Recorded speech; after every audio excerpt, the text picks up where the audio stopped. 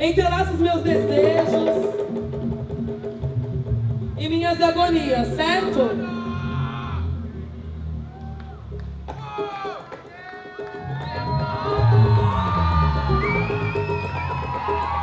Embaraçado meu cabelo não! Crespo sim!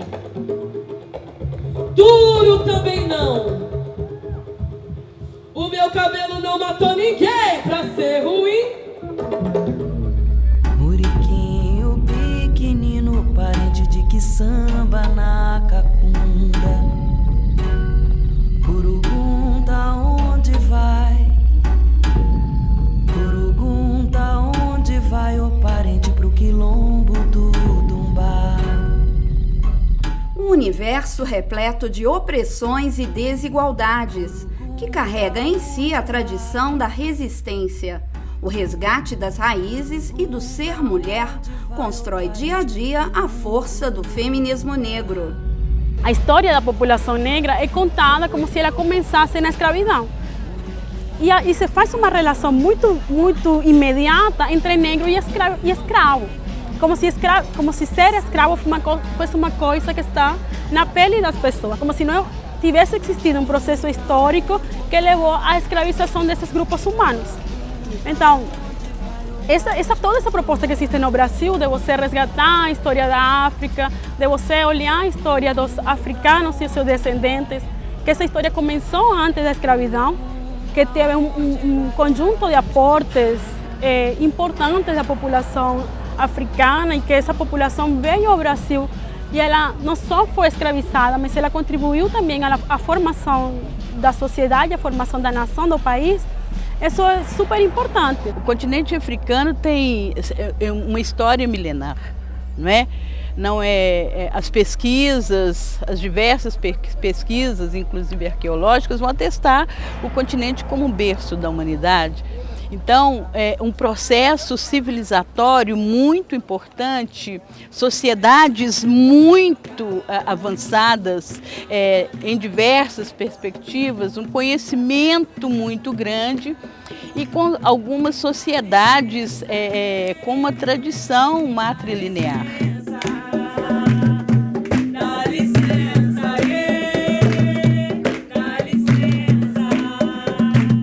Historicamente, a mulher negra sempre ocupou lugares subalternos, lugares desprivilegiados, e hoje nós, mulheres contemporâneas, sentimos os reflexos, né, da nossa história como foi formada, né, a forma como os negros chegaram no Brasil numa situação de escravidão, a mulher mais desprivilegiada ainda que o homem. Hoje a gente sente esses reflexos de racismo, de machismo no nosso dia a dia. Grande parte das mulheres negras hoje estão em atividades subalternas, né, subalternizadas no emprego informal, no emprego doméstico. Né? Então existe todo um conjunto de lutas aí que se consubstanciam quando a gente vai falar de uma mulher negra na sociedade brasileira. Né? Inclusive saiu recentemente o mapa da violência mostrando que a violência de gênero contra mulheres brancas diminuiu enquanto a violência de gênero contra mulheres negras aumentou. O Brasil é um dos países em que mais mulheres negras são assassinadas. E essas mulheres negras são assassinadas no espaço doméstico. Isso vem desde o período da escravidão. No período da escravidão, no período colonial, essas mulheres sofriam acoso sexual dentro das casas, trabalhando para as senhoras. Essas mulheres eram praticamente, um número significativo delas em Minas Gerais, elas foram prostituídas pelos senhores dela para pagarem os impostos que os senhores tinham que pagar à colônia portuguesa. Então, quando a gente fala de feminicídio, o feminicídio com as mulheres negras no Brasil já dura mais de 500 anos.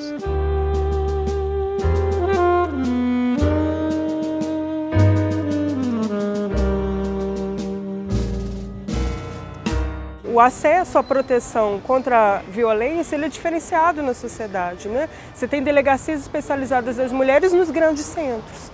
Você não tem delegacias especializadas das mulheres da periferia, né? A relação entre as mulheres e os sistemas de proteção e de segurança na periferia são muito tensas. Estou falando assim, a partir do lugar onde eu pesquiso, que são ocupações urbanas, né? Você tem ali uma atuação policial que criminaliza aquele sujeito, como é que você vai pedir para esse mesmo sujeito proteção? Né? Quando, na verdade, muitas vezes ele é o agente de situações de violência na família e no lugar onde você mora, né? A discriminação racial como um todo é a primeira forma de violência da qual as mulheres negras são vítimas. E isso resulta num conjunto primeiro de política discriminatória, e essas políticas vão desde a política de saúde, em que o atendimento às mulheres negras é pior, né? Os médicos sempre acham que ela aguenta mais a dor. Normalmente elas são discriminadas nesse atendimento, quando também os médicos, principalmente ginecologistas, tendem a achar que as mulheres negras são todas profissionais do sexo, ou como vetores de doença, então normalmente nem tocam nessas mulheres. Na educação a gente continua com uma história toda escrita, como se essas mulheres, ao longo da história, não tivessem tido protagonismo. A condição feminina, a condição da professora branca e da condição da professora negra, eu acho que é diferenciada, certo? Eu acho que a professora negra está muito mais sujeita aos enfrentamentos de um racismo institucional, não é? Eu acho que muitas vezes ela tem mais dificuldade de acesso aos cargos de chefia. Trabalho com assiduidade, olha os calos nas minhas mãos, tenho um filho em tenridade que implora, quero pão. Como é sacrificada a vida do trabalhador. O salário sobe de escada, os preços de elevador. As pessoas tendem a negar que esses estereótipos existem. Quando a mulher negra, por exemplo, tenta uma oferta de emprego e ela é rejeitada, e ela sabe que é rejeitada pelo seu cabelo, por exemplo, as pessoas falarão, não, isso não é o que aconteceu, não foi pelo seu cabelo que ela foi rejeitada. Se as pessoas não falam também abertamente que existe racismo, que existe uma mentalidade racista e que essa mentalidade está definindo as decisões que as pessoas tomam. Então, enquanto não existe uma discussão séria e aberta sobre essa problemática, enquanto não existe um reconhecimento dessa problemática, também eu acho que tem poucas possibilidades de solução. A solução passa pelo reconhecimento de que esse é um problema que existe. Quantos chefes negros você já teve na vida? Quantas médicas negras já te atenderam na vida? Então, a gente tem um quadro de um sexismo, que ele é um sexismo de mercado, é um sexismo simbólico, porque ele é simbólico também, que continua considerando que as mulheres negras são escravas e não que as mulheres negras foram escravizadas.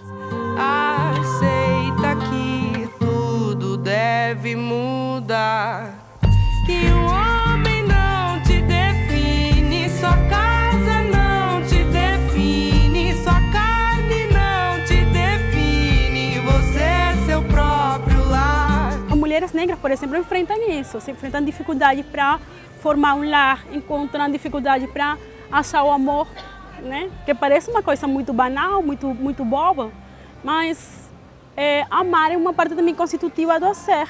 E a mulher negra, pelo histórico do racismo, pela forma em que a mulher negra é considerada, pela forma em que a mulher negra é vista, né? Todos os estereótipos que existem sobre a mulher negra tem mais dificuldade de casar e formar um lar, formar uma família assim, saudável. Exato, nós vai viver só. Fico lembrando daquele assunto da bela, recatada e do lar. Por exemplo, a mulher negra ela nunca foi considerada bela, ela não é considerada recatada porque seu corpo é considerado de acesso público, né? E ela também não é considerada do lar. Então, mulheres negras sofrem com esse estereótipo, por exemplo, de ser um corpo fácil, um corpo de fácil acesso, um corpo com o qual você não precisa se comprometer. E a vida reinventar, e o homem não me define, minha casa não me define, minha carne não me define, eu sou meu próprio lar. Isso significa que a gente tem uma luta contínua, uma luta contínua, porque o racismo e o sexismo não escolhem tempo ou lugar. Da padaria ao cinema, a gente tem uma presença o tempo todo de um racismo. É, você, mulher negra, cujo tratamento majestade é digna. Livre que arma seus crespos contra o sistema, livre para andar na rua sem sofrer violência e que, se preciso for, levanta a arma, mas antes luta com poema. E não desiste, negra, não desiste. Ainda que tentem lhe oprimir, e acredite, eles não vão parar tão cedo. Quanto mais você se omitir, eles vão continuar a nossa história escrevendo. Quando olhar para suas irmãs, veja que todas somos o início. Mulheres negras, desde os primórdios, desde os princípios. África, mãe de todos, repare nos teus traços, indícios. É no teu colo onde tudo principia. Somos as herdeiras da mudança de um novo ciclo. E é por isso que eu digo que não desisto, que não desisto, que não desisto.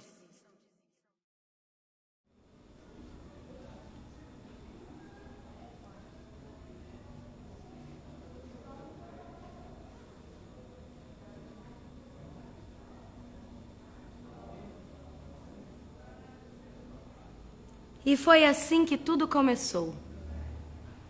Do ventre de nossa mãe África, de nossas veias ancestrais. Hoje canto para Kizalelu, minha avó, anciã, mulher negra, doméstica, guerreira, que em toda a sua vida só fez trabalhar. E na circularidade da vida, nas voltas que o mundo dá, hoje espero por Yara, minha filha, mais uma mulher negra que vem ao mundo com a missão de lutar por igualdade.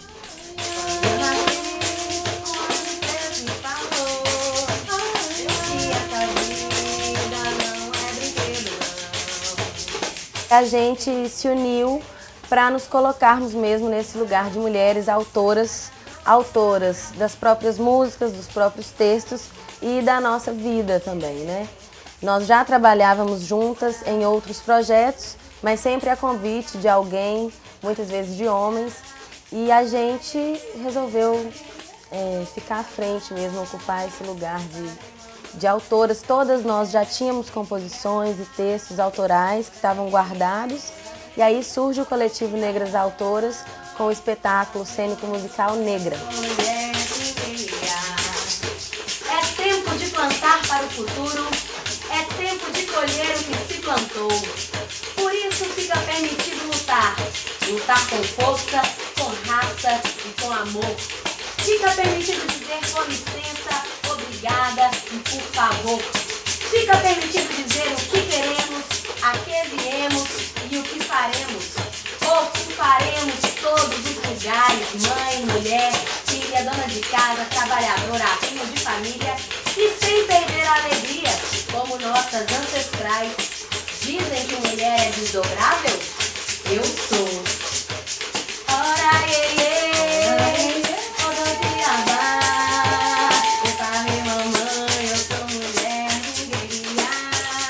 A gente sente que, eu acho que por um momento político também que a gente viveu nos últimos 8 anos no Brasil, a gente teve essa possibilidade de ir para a rua e encontrar os pares. Então a gente começou, aqui em Belo Horizonte eu sinto, por exemplo, que tem um movimento muito bonito de compositoras, de autoras se encontrando para poder fazer mostras musicais, de grupos de teatro feministas, um momento que as mulheres também acharam possível de se encontrar para poder compartilhar do conhecimento e da produção artística.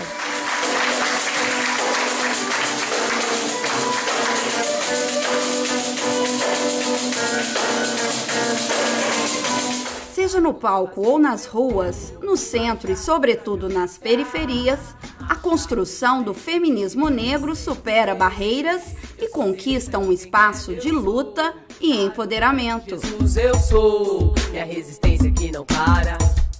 Eu sou filha de Dandara. Sou Chiquinha Gonzaga, eu sou. Sou Luísa Marim, eu sou. Estou disposta a dar um basta.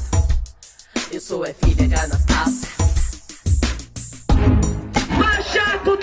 racismo eu vou marchar contra a violência, marchar pelo bem viver, pelo bem viver, pelo bem viver. Marchar contra o racismo eu vou marchar contra a violência, marchar pelo bem viver, pelo bem viver. O feminismo negro é uma categoria de feminismo que vai dar uma visibilidade fundamental à relação entre a opressão de gênero, né, a opressão das mulheres, ao racismo, né, e a opressão racial, né? Como essas duas dimensões, esses dois sistemas de opressões, eles estão incidindo nas mulheres negras, gerando uma opressão maior, né? Então, assim, nesse sentido, ele se diferencia de uma certa tradição do feminismo branco que deixou por muitos anos invisibilizada os impactos da questão racial sobre a opressão das mulheres negras. Eu falo dessa luta histórica das mulheres negras, eu acho que Lélia Gonzalez, que é quase uma referência da construção do feminismo negro no Brasil, ela vai falar que o Brasil tem uma dívida com as mulheres negras que começam, primeiro, a constituição do Brasil. O Brasil só foi constituído porque as amas de leite desse país eram as mulheres negras. Só foi constituído porque o arroz, o feijão que a gente tem, são os saberes e são as sementes africanas que essas mulheres trouxeram. No período da escravidão, as mulheres sabiam que seus filhos iam ser escravizados, a guerra, e elas colocavam as sementes do arroz dentro do cabelo de seus filhos para que eles não passassem fome. A questão racial é uma diferença entre nós, as questões de classe, de renda, são diferenças entre nós, né? E é preciso visibilizar isso, porque senão você constrói um outro ser generalista, né? E você não consegue dar conta das lutas que as mulheres precisam alcançar, né? E as diferenças, como por exemplo, muitas dessas mulheres utilizarem do emprego doméstico de mulheres pobres e negras para poderem se emancipar, para poderem ter participação política. Isso é uma diferença clara que está colocada até hoje, né? A maioria das pessoas que estão nesse tipo de serviço são mulheres negras, né? O que é que o feminismo negro está querendo dizer com isso? É que não se pode pensar a primazia de uma opressão sobre outra opressão, não é? Então, essa interseção de raça e gênero, ela é fundamental para compreender a diferença entre as mulheres, que é uma diferença fundante existe diferenças fundantes entre as trajetórias de mulheres brancas e mulheres negras. Respeite meu passado, vislumbre meu futuro, porque guerreira que sou, nunca cairei. Quer me apagar de sua história? Desista, pois resisto. Não procure por evidências, pois a minha existência está em ti.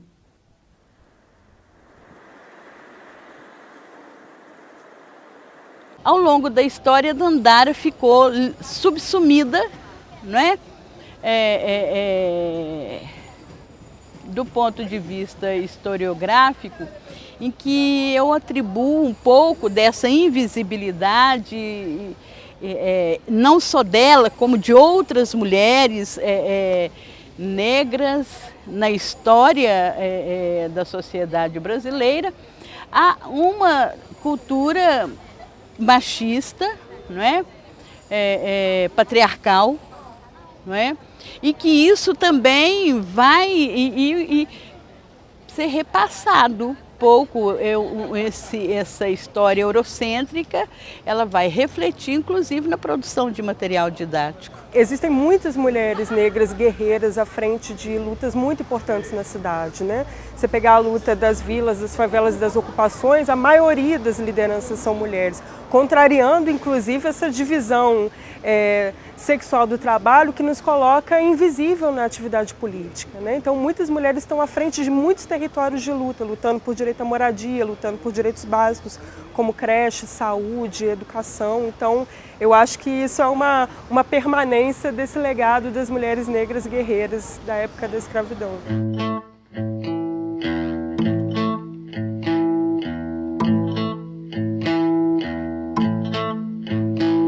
Essa pena é mais que perfeita, ela é estreitamente lenta e na pele moura ela ferve, escorando a alma Essa pena é mais que perfeita, ela risca em um negativo. Eu acho que a cada geração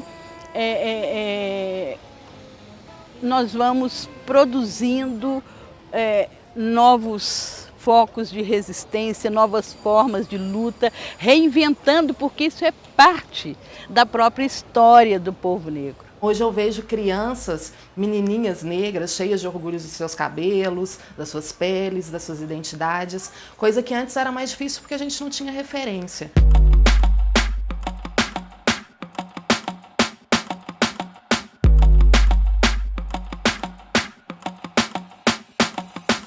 Menina pretinha, exótica não é linda, você não é bonitinha, você é uma rainha.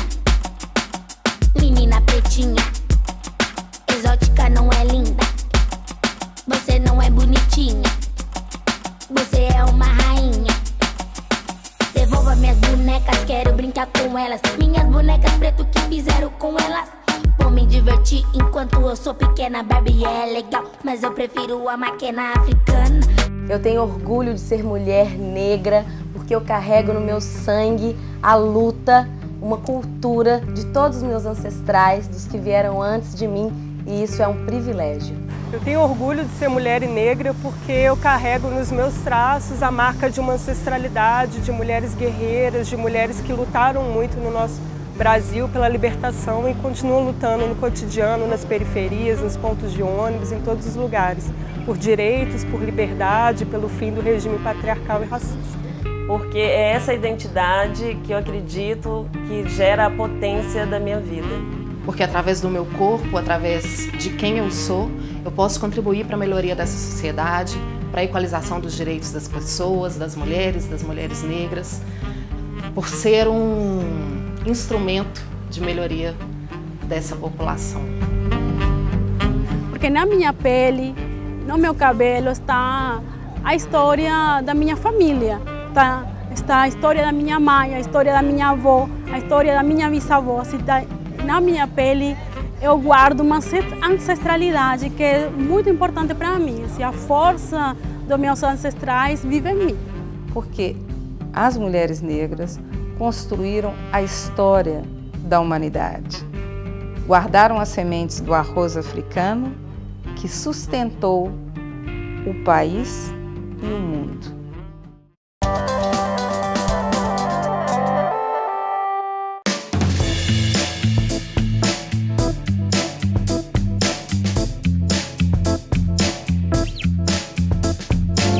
A luta dos trabalhadores é contra a terceirização sem limites. A luta dos trabalhadores é contra a medida liminar tomada pelo Gilmar Mendes de ultratividade das normas, acordos e convenções coletivas. A nossa luta central é em defesa da democracia. Quando a democracia está ameaçada, quem paga a conta são os trabalhadores. Os trabalhadores e trabalhadoras do Brasil estão hoje nas ruas em defesa dos seus direitos que foram conquistados a duras penas durante muitos anos. Contra a PEC 55, que retira esses direitos e retira do povo brasileiro o direito à saúde, o direito à educação, o direito à moradia, o direito à assistência social. Por isso estamos nas ruas dizendo não a essa PEC, dizendo não ao governo Temer, dizendo não a esse governo ilegítimo. Essa PEC 55 destrói o Estado das políticas sociais, tira recursos da educação, da saúde pública, da escola pública. Eles estão retirando os nossos direitos.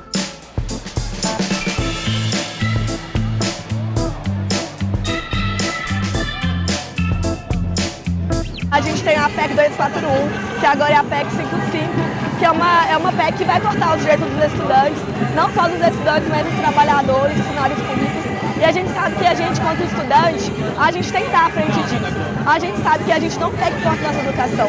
Se a nossa educação pública, inclusive, já não é de qualidade, a gente quer que aconteça melhorias no nosso Brasil. Não que um presidente que não foi eleito democraticamente, diz o que a juventude tem que. Eu quero uma escola de qualidade. E eu sei que não é aprovando a PEC 55 que vai resolver a nossa situação. É o poder, aceita porque dói menos. De longe falam alto, mas de perto tão pequenos. Se afogam no próprio veneno, tão ingênuos. Se a carapuça serve, falo mesmo e eu cobro quem me deve. É o poder, o mundo é de quem faz. Realidade assusta, todos tão normais. Viu? Falei. Depois não vê